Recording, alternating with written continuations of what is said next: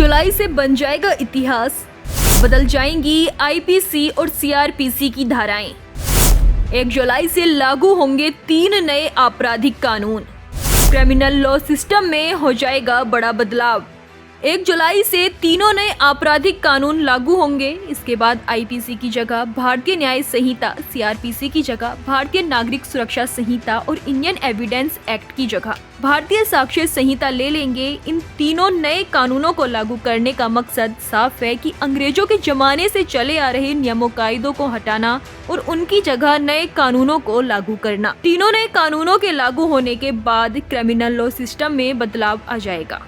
गौरतलब है कि ब्रिटिश काल से देश में लागू 3 आपराधिक कानून 1 जुलाई से इतिहास बन जाएंगे। नए मुकदमे और प्रक्रिया भारतीय न्याय संहिता, भारतीय नागरिक सुरक्षा संहिता और भारतीय साक्ष्य अधिनियम लागू होंगे। इसके बाद इतिहास बन चुके कानून कुछ हफ्तों या महीनों तक उन लोगों का पीछा नहीं छोड़ेंगे जिनके खिलाफ अपराध 1 जुलाई से पहले यानी 30 जून की रात 12 बजे से कुछ पल पहले हुआ होगा। नए कानून लागू होने के बाद से एफआईआर देश भर में कहीं भी दर्ज हो सकती है। इसमें धाराएं भी जुड़ सकती हैं।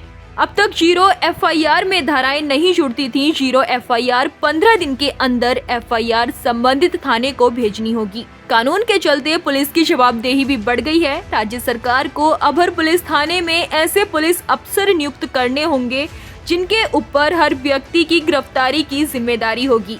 पुलिस को अब 90 दिन के भीतर पीड़ित को प्रोग्रेस रिपोर्ट देनी होगी। 90 दिन में पुलिस को चार्जशीट दाखिल करनी होगी।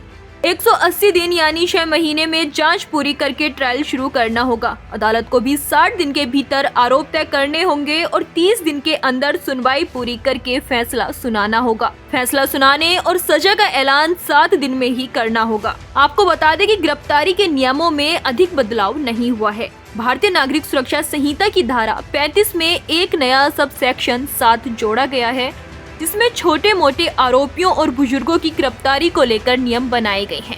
इसमें 3 साल और इससे कम सजा का प्रावधान है। मामले में गिरफ्तारी के लिए डीएसपी और इससे ऊपर के अधिकारियों की अनुमति आवश्यक है।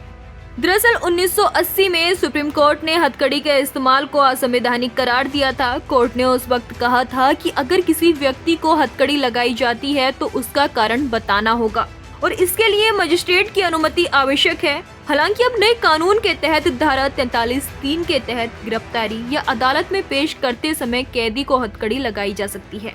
नए कानून के तहत फरार अपराधियों पर भी मुकदमा चल सकता है। इससे पहले सिर्फ आरोपी के अदालत में मौजूद होने पर ट्रायल शुरू हो पाता था।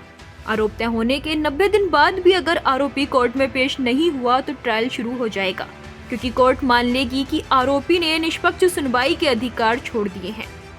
वहीं दया के लिए आरोपी सभी कानूनी रास्ते खत्म होने के बाद कभी भी याचिका दायर कर सकता है, पर अब 30 दिन के भीतर दया याचिका राष्ट्रपति के समक्ष दायर करनी होगी और राष्ट्रपति का फैसला 18 घंटे के भीतर केंद्र सरकार, राज्य गृह विभाग और जेल सुप्रिंटेंडेंट को देना होगा।